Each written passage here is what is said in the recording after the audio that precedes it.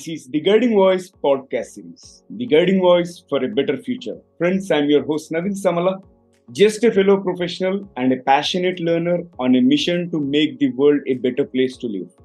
Through the Guiding Voice, we drive conversations that matter and conversations that add value to your life and to your career. Thank you so much for tuning in. Today, we have Deepthi Bonta with us. And Deepthi, hearty welcome to the Guiding Voice. And I request you to briefly share your elevator pitch or quick introduction with our audience. Thank you, Naveen. And hello, everyone. I'm Deepthi, and I'm truly grateful and excited to be on TGV and hope to have a great conversation with Naveen. All right. Thanks for joining me. And Deepthi, can you briefly share your profile and the background, what kind of experience you have? Oh, yeah, absolutely. Not sounding like I'm probably giving an interview, but just to in a nutshell, I'm Deepthi. I've had over about 18 years of corporate experience.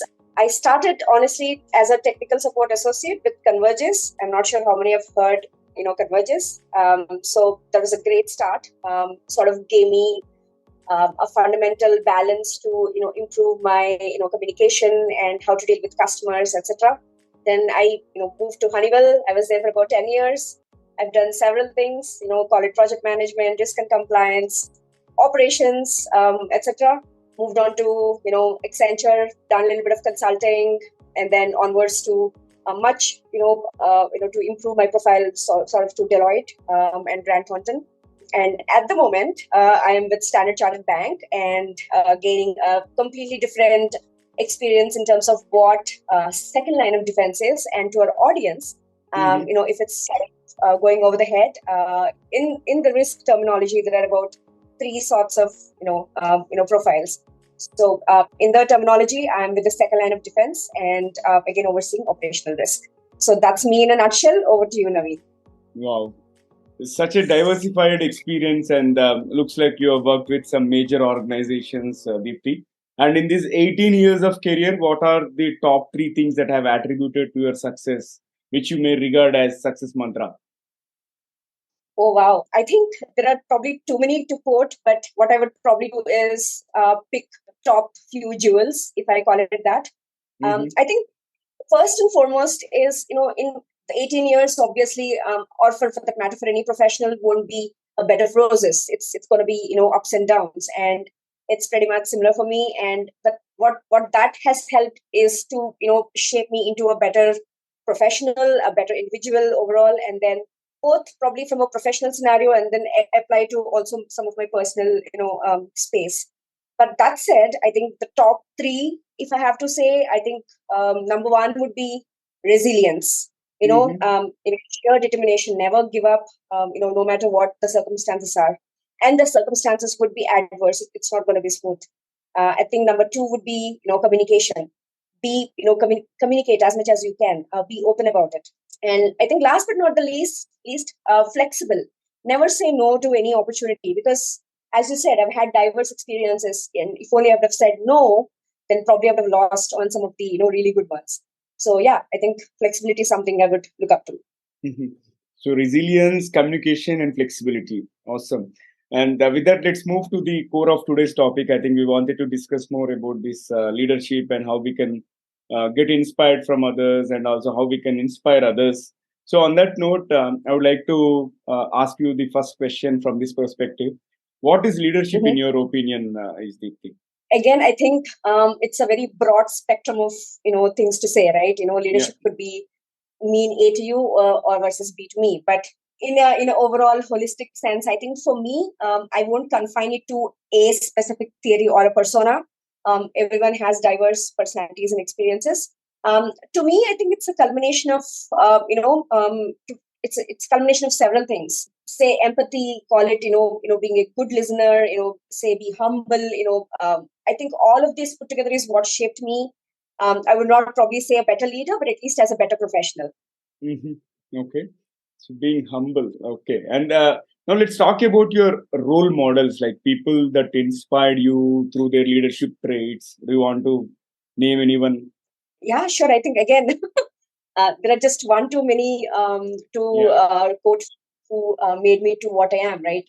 But during the beginning, or rather when I was in Honeywell, I think that was the place where I met, amazing leaders, and not just amazing leaders, but amazing human beings, right? It's not enough to be a leader, and probably a title would make you, make you think that you're a leader. But I think a good human being is what makes you a leader, in my perspective. I think I would definitely owe it to Mr. Jeff Lafferty. He was back then the CIO for the space or the group that I was working for. And of course, I definitely don't want to leave the rest of the people aside, but there's just too many. David Murray, Naru Navel from Deloitte, Madhu Gopinath from Deloitte again. I think it's just too many people who shaped me and made me think or change my thinking. How to be assertive as opposed to maybe a little bit temperamental, if you can call it that. So a lot of too many people just to quote, but yeah, these would be my topics. How did they inspire you? Maybe you can share a couple of traits. I think Jeff again, right? I'll probably quote a personal experience if that's all right. Yeah, absolutely. And that would also, inspire, leadership. So I was in the States. I went on a brief assignment to the States, and my dad passed away in 2010. Oh. So he made it his personal, space to sort of do the end-to-end, could be flight tickets. He came all the way to the airport to drop me, send me off. I was not in a great state of mind, obviously. I think that sort of tells you, you're not just a leader, but you're also a people person. You're also a human being who are thinking about someone who is like much, probably below the ladder. Probably some of them might just say, condolences and then, move on. But no, he made it his, personal agenda to be there for me. So I think that definitely is a game changer. Absolutely. I think these kind of deeds, right, they stick us throughout the life, and especially in those kind of hard times, if somebody is supporting you, I think that means a lot. And so Deepthi, let's move forward and now talk about learning from the younger generations, right? There is a lot to learn from younger generations, and of course sometimes people may not be open that they are learning, and because it takes it takes guts for us to agree on that, to be honest. But what's your take on learning from younger generation? Oh, I would love to, learn from, younger generation. I've always been a people person, and although at the moment I'm in an, IC role, I've always been a, people manager. Most of the years, in my corporate life, right? I think learning has to be mutual, right? It should not be one-sided where I'm sort of conveying something and the other person is like, okay, fine, let me hear it. But I think the future generation is so, forward thinking, in terms like, could be gadgets, could be technology, could be even for that matter leadership. Just for example, if there's an agile meeting that I was conducting, they would come up with saying, "Hey, Deepthi, why don't we do this in this way?" And probably a better way, much efficient way. So why not? I think so. In that sense, as long as the teamwork is fetching good results, great results, I think there's never a dearth or a harm in learning from the younger generation. And they're so focused, laser focused, I would call it that. Because probably over a period of time, some of us could become complacent. But that said, the younger generation would keep you on your toes. Definitely. Yeah. I concur with you, and it all depends on how willing we are to observe, learn, and absorb, right? And with that, let's move to the next question, Deepthi. What are the traits of a successful leader? Like, maybe do you want to name a few traits in terms of what makes a person a successful leader? Yeah, sure. I think I would probably quote some of my personal experiences because if I open any if Google it, say what are the 10 qualities of a leader, it would throw probably many things. Yeah. For me, I think first and foremost would be respect. Respect is absolute essential. For you to sustain a relationship and not just restrict it to a professional one, right? If you can call it that. Again, being humble, being grounded to what you are. That makes you someone very unique. A good conflict manager, or rather good someone who can resolve conflicts probably across different realms and not just with a set of people. And I think last but not the least, networking. The more you connect with people, the more you learn and the more you're able to grasp what probably that you don't know. I think these are some of the things that I would say are successful traits of a leader. I'm sure there are many more, but yeah, for me, these would probably, the top notch. Excellent. Yeah, I loved all of them. Deepthi, now let's move to the next question. What will be your advice to the future leaders or people who are planning to get into that leadership positions? Interesting. Because I think to comparatively to where probably I started, and it used to take relatively a longer time to sort of jump from one to the other, and probably X number of years from one to the other. But of late, what I'm noticing is that gap is very narrowly decreasing, and then there are a lot of young generation, or relatively in their early 30s or late 30s, who are becoming leaders. I think personally, what I would suggest them is to be accountable, because you have larger teams to manage. You're a leader, but you can delegate, but then the accountability is on you. So you have to shield your team, and at the same time accept failures, learn from them, and ensure they're not being repeated. At most, number one. Number two, be open-minded. Don't be judgmental. Because you're probably dealing with people who are younger to you, people who are older to you. Again, different generations or different people from different industries. You have to be open-minded. Ask meaningful questions. Don't ask for the sake of them. Ask meaningful questions. And last, definitely but not the least, be kind. Always be kind. Always be kind. Awesome. And this is such an invigorating conversation, and I am thoroughly enjoying every bit of it. So, Deepthi, let's add some spice to the episode. I'm going to kick off a quick rapid fire round so that our audience will get to know the other side of you. Should I be ready for the rapid fire? I've only seen pictures. So Karan Johar shows, but not outside. All right. So here comes the first bullet. If you'd like to meet anyone dead or alive, who would it be? Goes without saying, my father.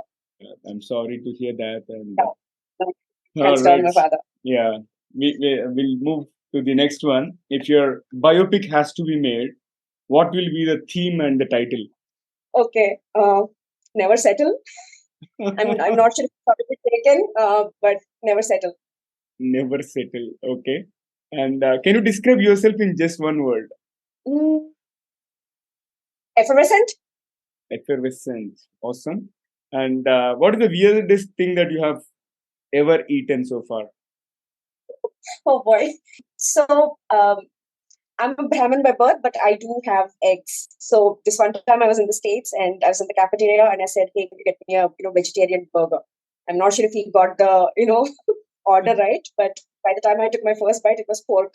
I think that's the best I've ever had in my life. Oh my God! I know. I can imagine your situation. Okay. And Sure. okay, moving to the next one. Has there been any situation where you had to lie for a good reason? Again, I think how parents are, and I live with my mom. So, say for example, if I have to go to a tour and I'm going by myself, not as a solo, but in a group, but all of them are strangers. So if I have to give her, tell her something, I say, yeah, a bunch of my friends are coming along and nothing to worry. So that would give the green stamp and approval. So yeah.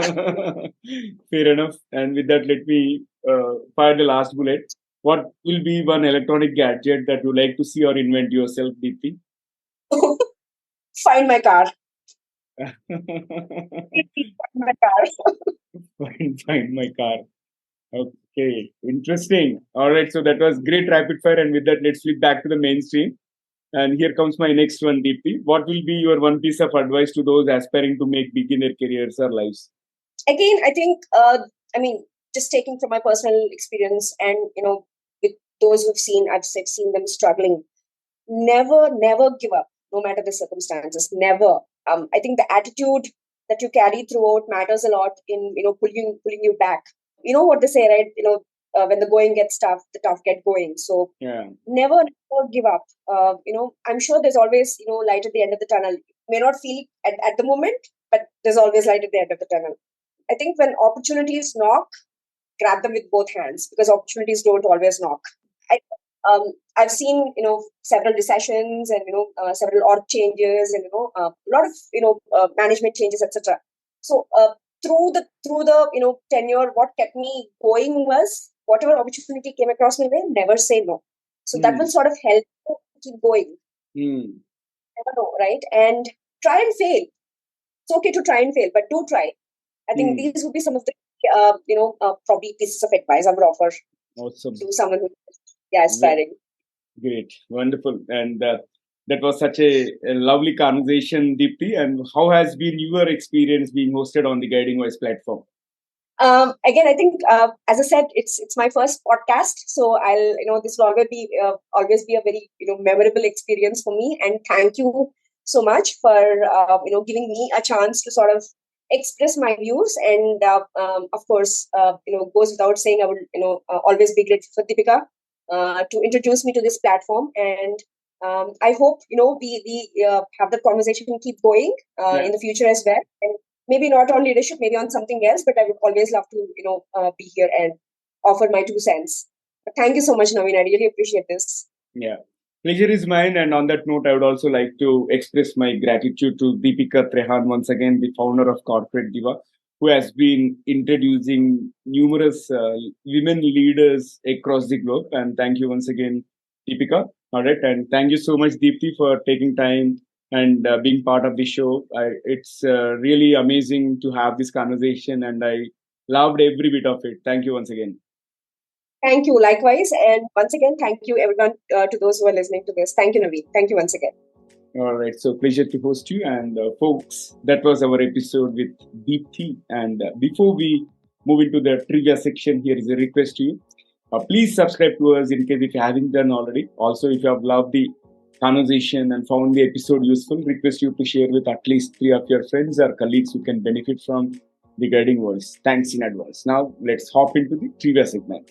Today, we had wonderful conversation with Deepthi on leadership and what to learn from younger generation, and also her advice to the future leaders.